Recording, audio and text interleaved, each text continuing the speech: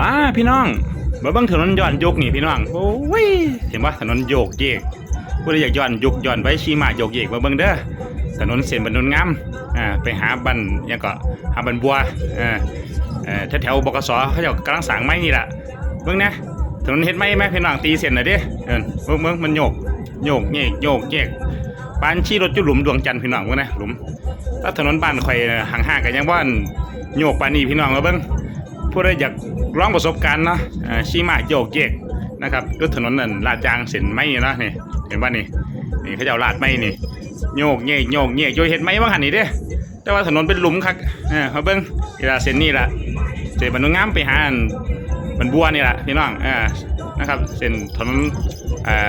รอบนอกเนาะเส้นถนนรอบนอกนี่โยกเยกดีครับพี่น้องเบิ่งนี่เห็นป่ะนี่ดำนี่นะครับเป็นตีเส้นไม่นี่แหละเป็นถนนเทศไหมนะโยกคักโยกเนี่ยนะครับเบิ่งห้อยต่อกับบะเรียบเด้นี่ลงต้นจุดรถนี่น้ำพี่น้องเบิ่งนี่เห็นป่ะถนนอันเก่าเรียบคัก